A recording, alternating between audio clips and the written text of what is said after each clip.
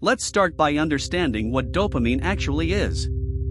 Dopamine is a neurotransmitter that plays a vital role in our brain's reward system. It's often referred to as the feel-good chemical because it's released when we experience something pleasurable, whether that's eating a delicious meal, achieving a goal, or even receiving a notification on our phone. This release of dopamine reinforces behaviors, making us want to repeat them. Have you ever felt a rush of excitement when your phone pings with a new notification? That's dopamine at work, creating a cycle of reward and craving. But the problem arises when our pursuit of dopamine turns into an addiction, and scrolling through our social media feeds becomes a primary source of that reward. How does this process occur, and why do we find ourselves mindlessly scrolling, even when we intend to stop? Let's explore further. Now, let's discuss the scroll loop.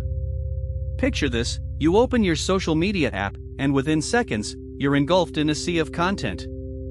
Studies show that the average person spends nearly 2 hours a day scrolling through social media. As you scroll, each post that resonates with you releases a little burst of dopamine. It's like a slot machine, we keep pulling the lever in hopes of winning each time we refresh our feed. That's why sometimes, even when we tell ourselves we'll just scroll for 5 minutes, we end up losing track of time. The unpredictability of what you might see next, a funny meme, an inspirational quote, or a shocking headline, keeps us hooked.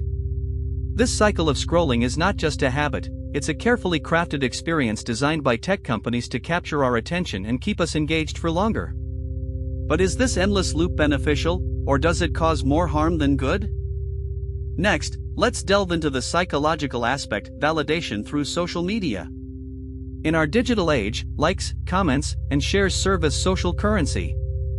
Every time you post something and see it gaining traction, your brain rewards you with dopamine, reinforcing the behavior of posting more. This quest for validation can lead to a vicious cycle where your self-worth becomes tied to how well your posts perform. For example, a teenager may experience a sense of euphoria when their selfie receives numerous likes, but feel a deep sense of disappointment when their next post doesn't do as well. This can create anxiety and pressure to constantly seek approval from others, leading to detrimental effects on mental health. The need for external validation can distract us from real-life interactions and diminish our self-esteem. So, how do we navigate this maze of social validation while maintaining our mental well-being? The impact of excessive social media use on mental health is profound. Research has shown that heavy users of social media are more likely to experience feelings of depression, anxiety, and loneliness. Why? Because while social media can connect us with others, it can also lead to feelings of isolation. When we compare our lives to the curated highlight reels of others online, it's easy to feel inadequate. Imagine scrolling through photos of friends on vacation while you're stuck working a mundane job. It can breed feelings of envy and sadness. Furthermore, the constant barrage of information can lead to cognitive overload, making it difficult to focus on tasks or appreciate the present moment.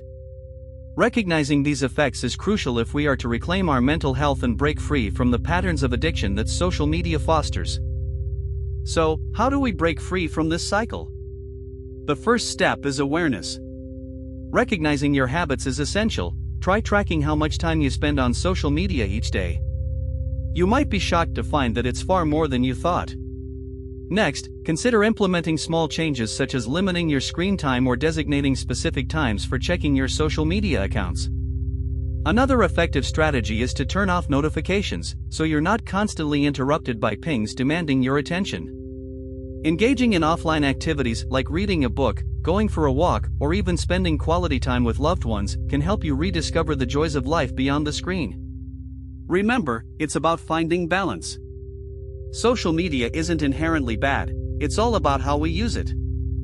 In conclusion, understanding the science behind dopamine addiction can empower us to make smarter choices about our technology use. While scrolling endlessly may provide a temporary high, it's essential to recognize the long-term impacts on our mental health and well-being. By being mindful of our habits, seeking validation through meaningful connections rather than numbers, and taking proactive steps to break the cycle, we can reclaim our time and focus on what truly matters. So next time you find yourself mindlessly scrolling, ask yourself, is this bringing me joy, or is it just feeding an addiction? If you found this video insightful, please give it a thumbs up, and don't forget to subscribe for more content on understanding the digital world we live in. Your engagement helps us create more valuable content.